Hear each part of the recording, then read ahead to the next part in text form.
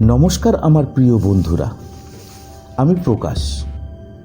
প্রতি শনিবার আমরা আপনাদের জন্য নিয়ে আসি রহস্যে মোড়া ভয়ঙ্কর ভূতের গল্প। যারা এখনও আমাদের চ্যানেলটি সাবস্ক্রাইব করেননি সেই সকল বন্ধুকে অনুরোধ করব আমাদের YouTube channel story in 003 subscribe করবার জন্য। গল্পটি আরও ভালো উপভোগ করবার জন্য কানে হেডফোন লাগিয়ে চলুন আমাদের সাথে এক অলৌকিক জগতে। আর শুনবেন নবযুগের খ্যাতনামা লেখিকা অঙ্কিতা রায়ের লেখা এক ভয়ঙ্কর ভূতের গল্প। গল্প পাঠে ও কিছু পুরুষ চরিত্রে আমি আপনাদের প্রকাশ, অন্যান্য চরিত্রে পপি ও তিতলি। শুরু করছি অঙ্কিতা রায়ের কলমে ভূতের গল্প আলো ছায়া।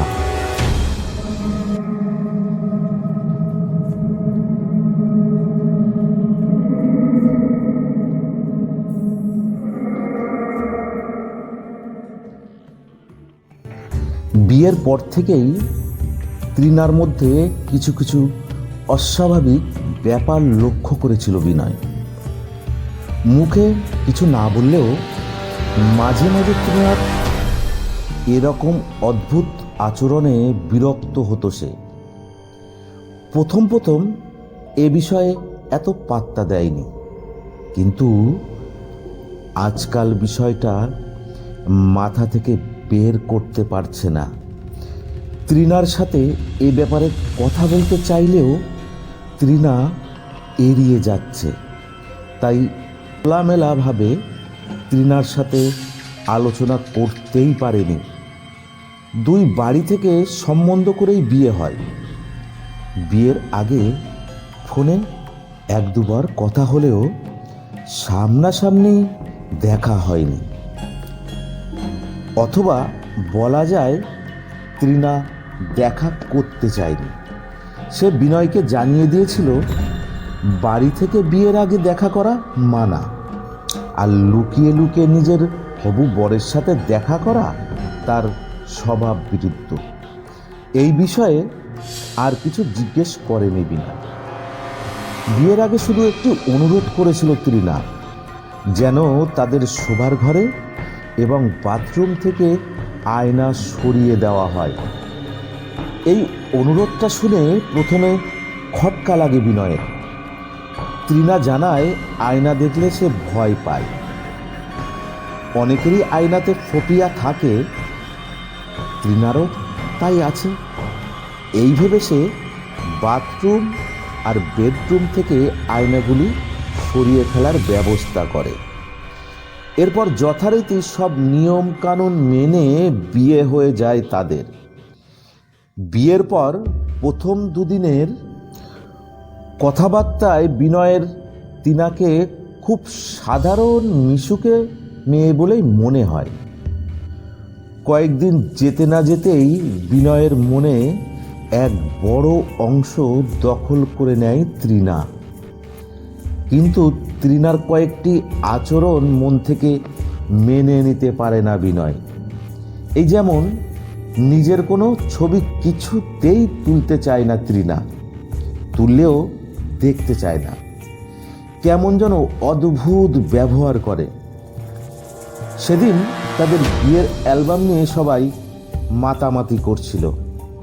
সত্যিই ছবিগুলি খুব সুন্দর হয়েছিল, কিন্তু তৃণা মুখ ফিরিয়ে নিল, একবারও দেখতে চাইল না। বিনয় নিজে এসে বলল, দেখো তোমার এই ছবিটা কি সুন্দর এসেছে।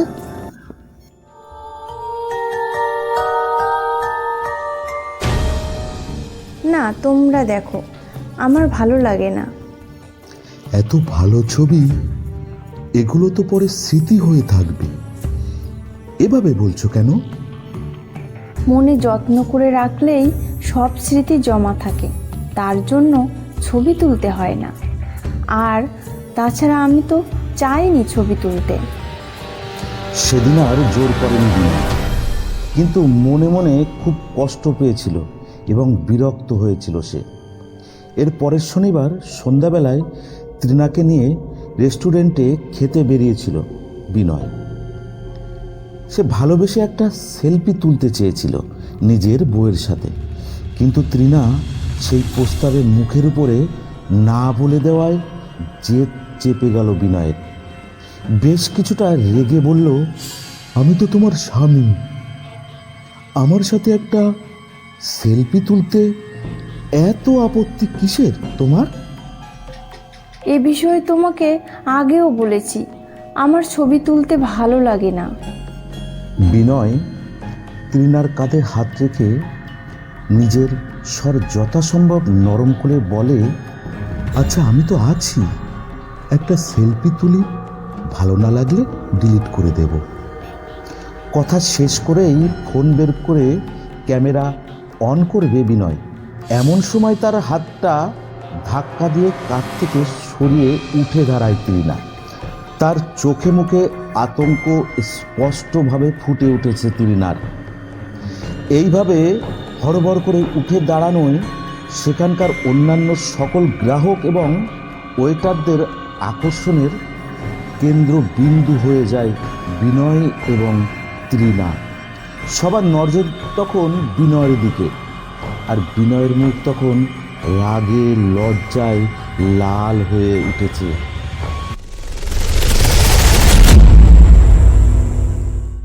সবাই তার দিকে এমনভাবে তাকাচ্ছে যেন সে চরম খারাপ ব্যবহার করেছে তৃণার সাথে। আর এক মুহূর্ত সেখানে থাকেনি বিনয়। তৃণার হাত ধরে টানতে টানতে রেস্টুরেন্ট থেকে বেরিয়ে যায় সে। সেদিন আর তৃণার সাথে কোনো কথা বলেনি। রাত্রে ঘুমিয়ে পড়ার আগে বুঝতে পেরেছিল তৃণা কাঁদছে।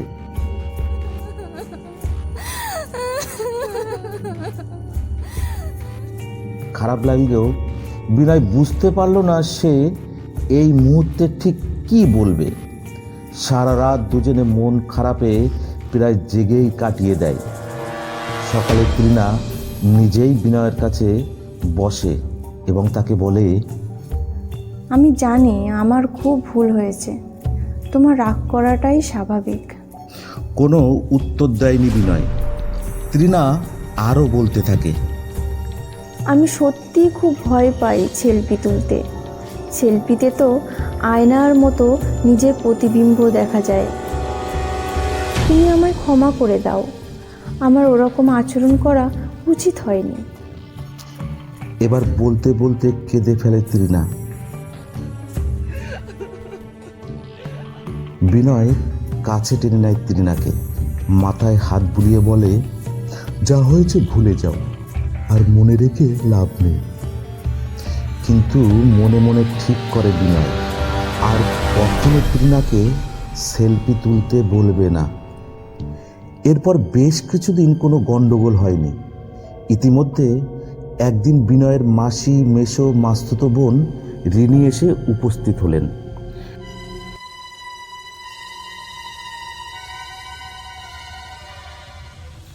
প্রথমে ঠিক হয়েছিল নিচের তলার 2 বেডরুমের ছোটটিতে বিনয়, তার বাবা এবং মেসো শোবেন, আর বড় ঘরটিতে বিনয়ের মা, মাসি, রিনি এবং তৃণা থাকবে। বাদ সাধল স্বয়ং মাসিমণি।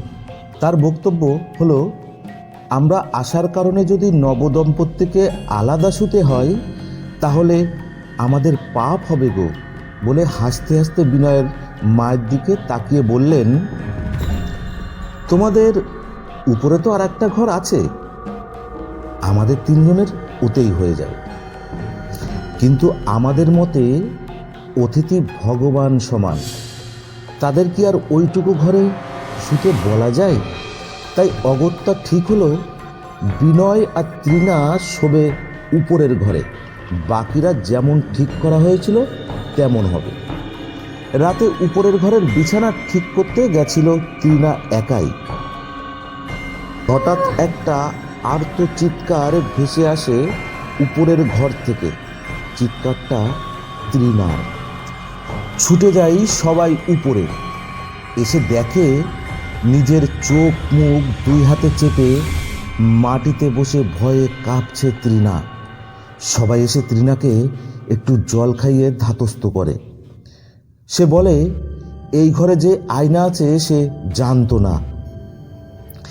এই ঘরটায় বিয়ের পরে এই প্রথম আজকেই ঢোকে, আর ঢুকেই মুখোমুখি দেখতে পায় দেওয়ালে টানানো আয়নাটি, তাই ভীষণ ভয় পেয়ে যায়।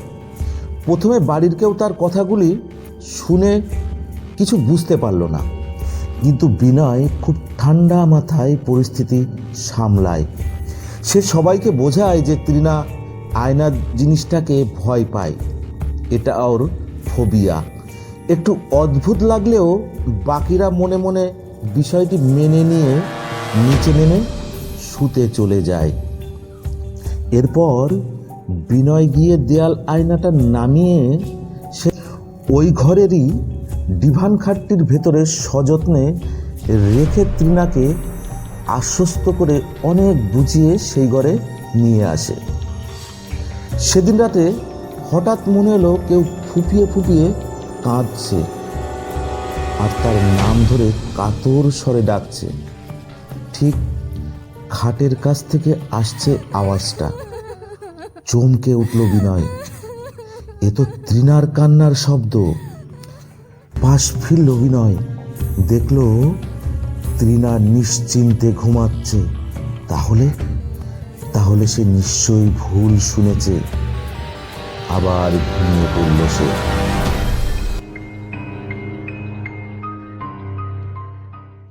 পরদিন অফিস থেকে ফেরার পর তৃণাকে একটু চা করতে বলে নিজের ঘরে এসে বসল বিনয়। একটু পরে তৃণা চা এনে বিনয়কে দিল, তারপর তার পাশে বসে পড়ল। চা খেতে খেতে বিনয় দেখল তৃণা ঘাড় কাত করে অদ্ভুত দৃষ্টিতে তাকিয়ে আছে তার দিকে। কি হলো, ওভাবে কি দেখছো? তুমি আমায় ভালোবাসো? এ কেমন কথা? হ্যাঁ, নিজের হাতটা তৃণার কাঁধে রেখে একটু কাছে টেনে বলল, তুমি আমার একমাত্র স্ত্রী বলে কথা। তোমায় ভালোবাসবো না তো কাকে ভালোবাসবো? কথাটা বলার পর হঠাৎ কি হলো বিনয় বুঝতে পারল না। তৃণা তাকে ধাক্কা দিকে সরিয়ে চাপা স্বরে বলল, ওই নামটা নেবে না, ওই নামটা আমি তোমাকে ভুলিয়ে দেব। কথাটা বলেই তৃণা ঘুরে বিনয়ের দিকে তাকায়। তার দৃষ্টি থেকে যেন আগুন ঝরছে। তারপর উঠে সেই ঘর থেকে বেরিয়ে যায় তৃণা। এই অদ্ভুত ঘটনার বিস্ময়ে হতবাক হয়ে যায় বিনয়। তৃণার ব্যবহার একটু অবাক লাগতো তার, কিন্তু এতটা অদ্ভুত ব্যবহার করেনি কখনো।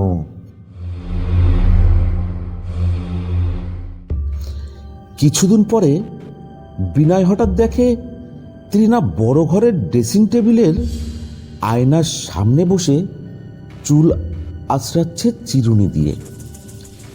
সাধারণ মেয়ে হলে ব্যাপারটা খুব স্বাভাবিক হতো হয়তো, কিন্তু তৃণা তো আয়না দেখলে ভয়ে পাগল হয়ে যায়। তার জন্য তো ঘরের প্রায় সব আয়না সরিয়ে ফেলা হয়েছিল, এমনকি এই বড় ঘরের ড্রেসিং টেবিলটাও অন্যদিকে ঘুরিয়ে রাখা হয়েছিল, যাতে এই ঘরে ঢুকলেও তৃণাকে আয়নার মুখোমুখি না হতে হয়। আয়না দেখতে হবে বলে তৃণা সাজতও না। চুল তো সে আয়না না দেখেই বাধ্য। আজ হঠাৎ কি হলো? তৃণার কাছে এগিয়ে সে বলল, কি ব্যাপার? আজ আয়নাকে ভয় করছে না তোমার? তৃণা বিনয়ের দিকে অদ্ভুতভাবে তাকিয়ে বলল, না, আমি এসবে ভয় পাই না। কিন্তু তুমি তো বলেছিলে তোমার আয়না দেখলে ভয় করে, সেই জন্য তো তুমি সেলফি তুলতেও চাও না। আমি বদলে গেছি দেখো। তুমিই বলো, ওই আগের বউটা থেকে এই বউটা বেশি ভালো না?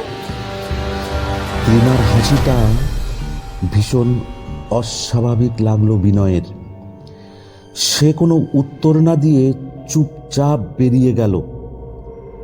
আজকাল তৃণার কথাবার্তা দিন দিন কেমন যেন হয়ে যাচ্ছে। তার ব্যবহার যেন উদ্ভ্রান্তের মতো। বিনয়ের মা বাবার চোখেও তৃণার পাগলের মতো কাণ্ড ধরা পড়েছে।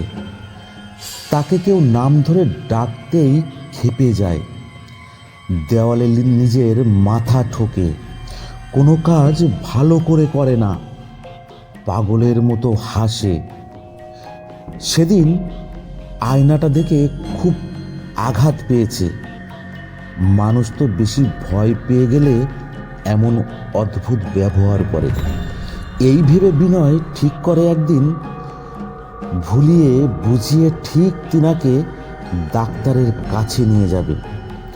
এর মধ্যেই বিনয়ের মা বাবা কোথাও ঘুরতে গেছিল, আর তৃণা স্নান ঘরে গেছিল। বিনয় নিজের একটা কাজের ফাইল নিতে উপরের ঘরে গেল। উপরের ঘরের আলমারিতে খোঁজাখুঁজির পরেও ফাইলটা না পেয়ে খেয়াল হলো ফাইলটা আলমারিতে না রেখে ডিভানে রেখেছিল সে। ডিভান খুলে ফাইল নেওয়ার সময় অদ্ভুত আওয়াজ পেল বিনয়। ঠকঠক করে কি যেন একটা আওয়াজ হচ্ছে। কাজের মাসে সেদিন বলেছিল ঘর মুছতে এসে সে নাকি প্রায় এর মধ্যে খটখট আওয়াজ পায়। ইঁদুর হতে পারে, কিন্তু বন্ধ ডিভান খাটের মধ্যে কি ইঁদুর বেঁচে থাকা সম্ভব? এই ভেবে কথাটা উড়িয়ে দিয়েছিল সে। আজ নিজের কানে শুনে বিনয় ভাবে নিশ্চয়ই কোনো ফাঁক ফোকর দিয়ে ঢুকেছে, আর যদি তাই হয় তাহলে তো বিপদ। বক্স খাটের মধ্যে প্রচুর দরকারি ফাইল আর রয়েছে, ইঁদুর থাকলে সব কেটে দেবে। আজই ইঁদুরটাকে খুঁজে তাড়াতে হবে, না হলে বিপদ। তাই ওই শব্দের উৎস খুঁজতে শুরু করে বিনয়। ভালো করে খেয়াল করে বুঝতে পারে শব্দটা সেই দেওয়াল আয়নার ভেতর থেকে আসছে, যেটা সেদিন খুলে বক্স খাটের মধ্যে রেখেছিল বিনয়। ভীষণ অবাক হলো সে, সাথে সাথে বেশ ভয়ও পেল। ব্যাপার স্বাভাবিক একেবারেই নয়। মন চাইল সেই ঘর থেকে পালাতে, কিন্তু পারল না। মানুষের কৌতূহল বড় অদ্ভুত জিনিস। কৌতূহলের বশেই আয়নাটি হাতে তুলে নিল বিনয়। আয়নায় স্পষ্ট নিজের মুখ দেখতে পেল, কিন্তু সাথে ফুটে উঠেছে আরও একটি অস্পষ্ট মুখ, তৃণার মুখ। আয়নায় দেখতে পেল ঠিক তার পিছনে দাঁড়িয়ে রয়েছে তৃণা। ধীরে ধীরে এগিয়ে আসছে তার দিকে। ভয়ে ভয়ে পিছনে ফিরে তাকালো বিনয়। পিছনে কেউ নেই। ভীষণ ভয়ে সামনে মুখ ফেরাতেই দেখল আয়নায় তার প্রতিচ্ছবি আর দেখা যাচ্ছে না। সেখানে রয়েছে শুধু তৃণার মুখখানি। চিৎকার করতে চাইল বিনয়, পারল না। আওয়াজ বের হচ্ছে না গলা দিয়ে। বিনয় জোরে আয়নাটি ছুঁড়ে ফেলতে যাবে, এমন সময় আয়নার মধ্যে থাকা তৃণা বলে উঠল, বিনয়, আমার কিছু বলার আছে, বিশ্বাস করবে তুমি আমার কথায়? বিনয় দেখল আয়নার মধ্যে বন্দি থাকা তৃণার চোখ ছলছল করছে। বিনয় ফেলল না আয়নাটা। ভয়ে ভয়ে জিজ্ঞেস করলো, কে কে কে তুমি? আমি তোমার স্ত্রী, টিনা। যেদিন প্রথম এই ঘরে ঢুকি বিছানা ঠিক করতে, সেই মনে আছে? যেদিন মাসি এসেছিলেন, আমি জানতাম না ওই ঘরে আয়না আছে। ঘর খুলে ঢুকতেই নিজের প্রতিবিম্ব দেখতে পাই, কিন্তু যা ভয় করেছিলাম তাই হলো। প্রতিবিম্বটা আমার নয়, তোমায় সব বলবো, শুধু একবার আমায় উদ্ধার করো। সে আমার আত্মাকে এই আয়নায় বন্দি করে নিজে আমার শরীর নিয়ে ঘুরে বেড়াচ্ছে। কে তোমার আত্মা বন্দি করেছে? তোমায় আগেই সব বলা উচিত ছিল, কিন্তু তুমি বিশ্বাস করবে না ভেবেছিলাম। ও তোমার জীবন থেকে আমার অস্তিত্ব মুছে দিতে চায়। যে তোমার সাথে এখন রয়েছে সে তৃণা নয়। একবারটি বিশ্বাস করো আমায়। কি বলছো তুমি? আমি তো কিছুই বুঝতে পারছি না। বলবো, সব বলবো। তুমি শুধু আমায় এখান থেকে বের করো। এই আয়নাটা আমার শরীরের মুখোমুখি ধরো, তাহলেই আবার আমি নিজের শরীর ফিরে পাবো। আমায় বাঁচাও। তুমি তুমি সত্যি বলছো? তৃণা কোনো উত্তর দিল না, শুধু সজল চোখে চেয়ে রইল। এমন সময় তৃণার গলার স্বর পেল বিনয়। তৃণা দাঁড়িয়ে পেছনে দোরগোড়ার কাছে। ফেলে দাও, ওই আয়নাটা ফেলে দাও। ওটা ওটা মায়া। পিছন ঘুরে তাকালো বিনয়, দেখলো তৃণা দাঁড়িয়ে আছে। সত্যি তার মাথার মধ্যে তাল গোল পাকিয়ে যাচ্ছে। কে সত্যি বলছে, যে চোখের সামনে রয়েছে, নাকি যে আয়নায় বন্দি হয়ে আছে? তৃণা এবার এগিয়ে এলো বিনয়ের কাছ থেকে আয়নাটা কেড়ে নিতে। ওর কথা বিশ্বাস করো না। ও আমায় আয়নায় বন্দি করে আমার শরীর পেতে চায়। তুমি তো আমার সাথে খুব খুশি, বলো? আমার সেলফি তুলতেও অসুবিধা নেই, আয়নায় দেখতেও অসুবিধা নেই। আমি সব রকমভাবে ওর থেকে বেশিই ভালো।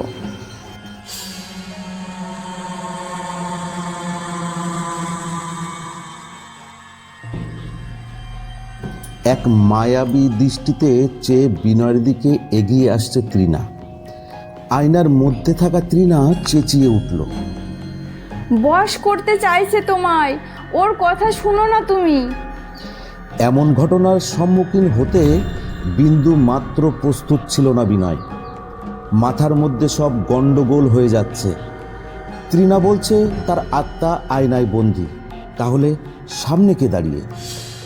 এটাও কি বিশ্বাস করা যায়, নাকি আয়নার ভেতরে সত্যি কালো জাদু আছে যে তার সংসার ভাঙতে চাইছে?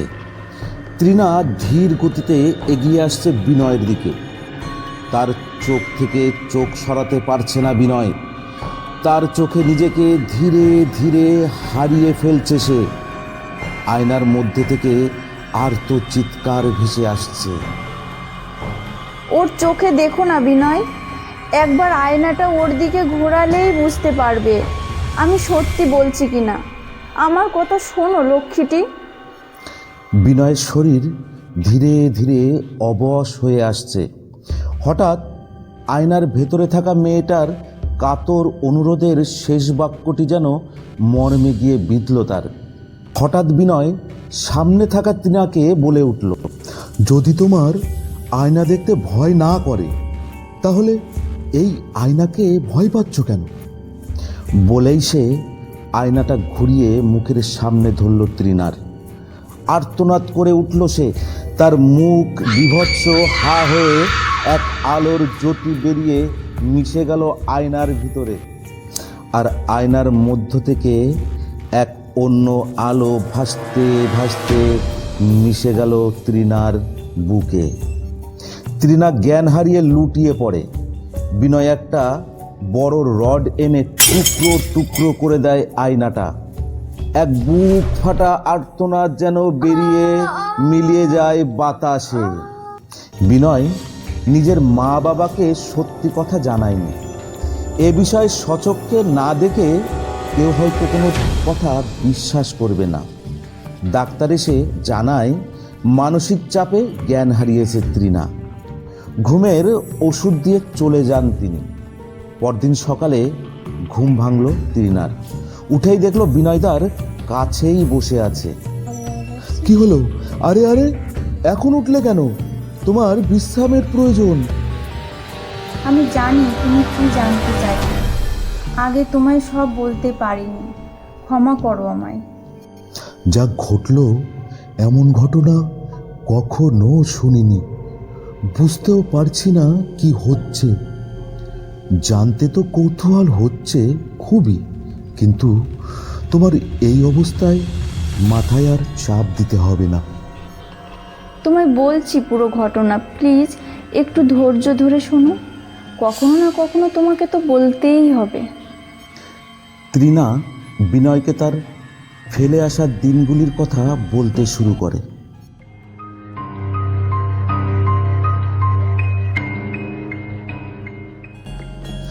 আমার এক যমজ বোন ছিল বীণা।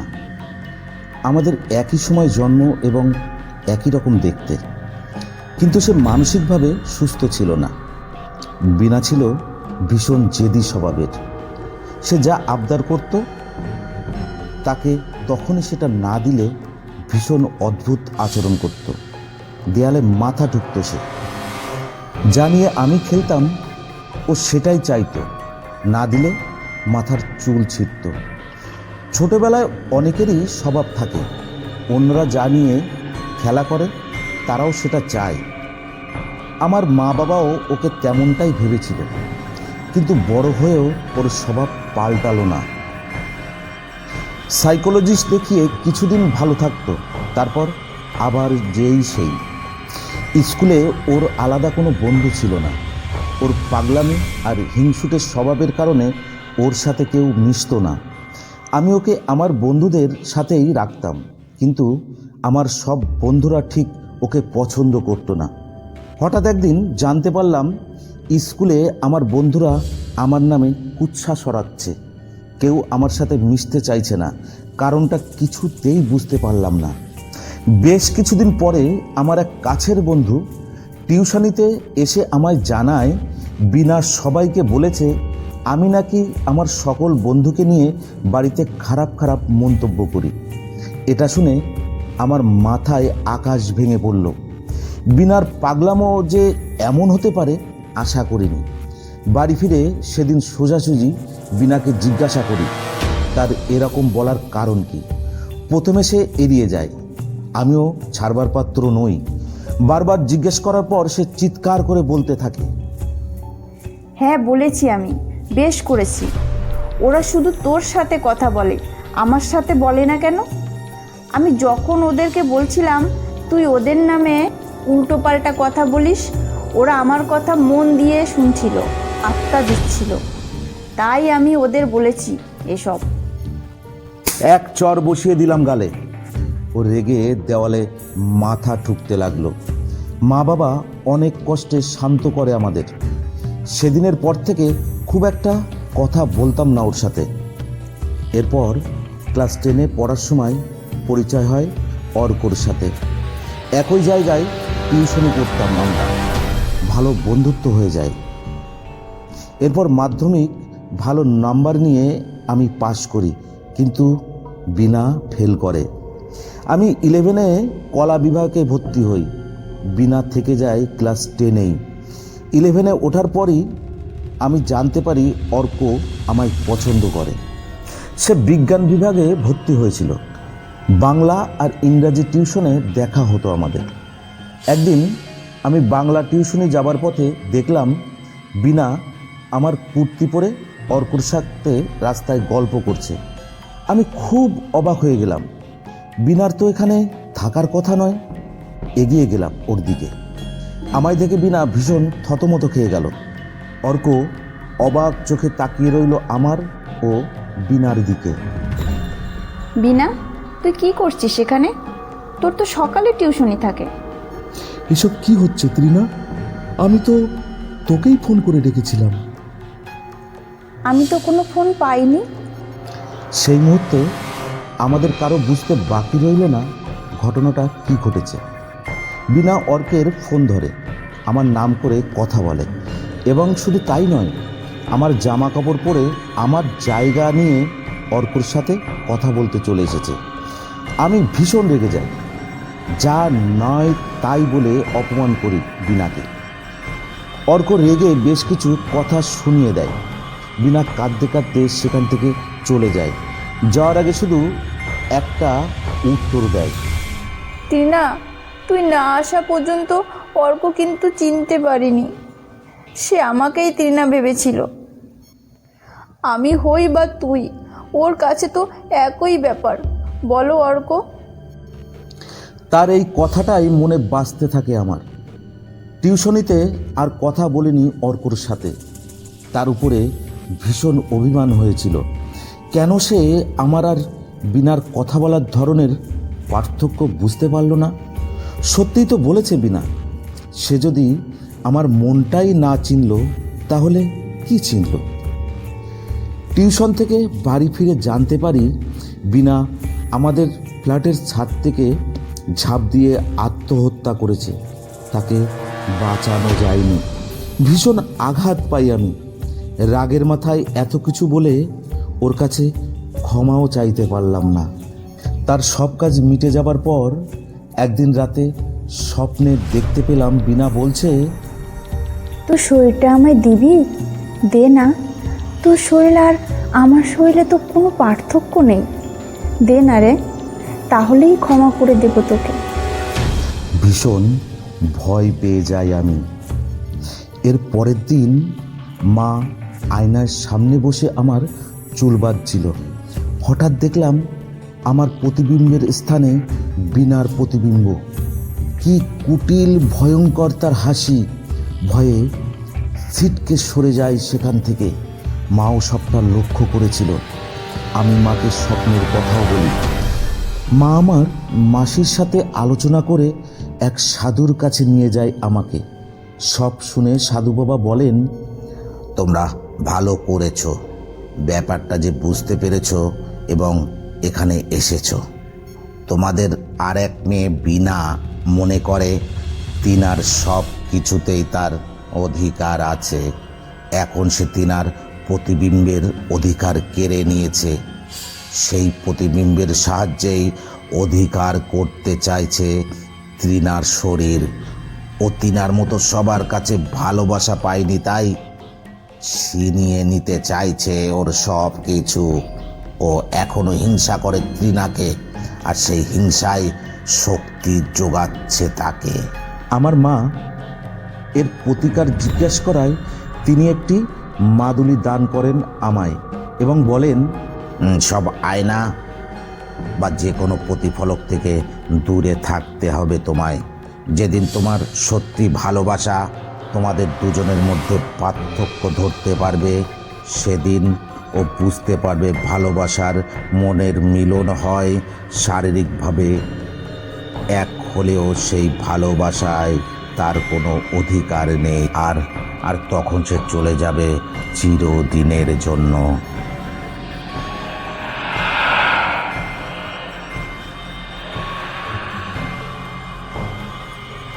এরপর থেকে আমি আয়না দেখলেই ভয় পেতাম। আমার ছবিতেও তার প্রতিফলন দেখতে পেতাম বলে ছবি তুলতে চাইতাম না। এইসব কারণে মা বাবাও ঘর থেকে সব আয়না সরিয়ে দেয়। সরিয়ে ফেলা হয় বিনা ও আমার সব ছবি। বিনার আর কোনো কথা উচ্চারণ করা হতো না বাড়িতে। ধীরে ধীরে পরিস্থিতি একটু সহজ হয়, কিন্তু আমি গুটিয়ে নিয়েছিলাম নিজেকে। আগে যেভাবে খোলা মনে মিশতাম সবার সাথে, এমনটা আর পারি না। অর্কর সাথেও ওই ঘটনার পর কথা বলা বন্ধ করে দিয়েছিলাম। এই বিষয়ে তোমার সাথে বিয়ের আগে আলোচনা করতে দেয়নি মা বাবা। তারপর সেদিন ঘর খুলতেই আয়নার মুখোমুখি হই, তার মুখোমুখি হই। বিনা আমায় একা পেয়ে আয়নায় বন্দি করে নিজে আমার জায়গা নেয়। আমি তোমায় ডাকার চেষ্টা করেছিলাম, কিন্তু আয়নাটা খাটের বাক্সের মধ্যে বন্ধ করে দিয়েছিলে। সেদিন আমি আয়নার মধ্যে থাকা সত্ত্বেও আমার কথা বিশ্বাস করেছিলে। তাই তো আমি মুক্তি পেলাম তার হাত থেকে। সব চুপচাপ শুনল বিনয়।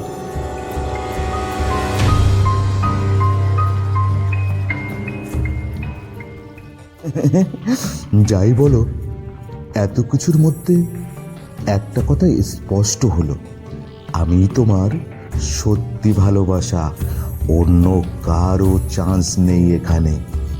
চোখের জল নিয়েও হেসে ফেলল তৃণা। বিনয় কাছে টেনে নিল তাকে।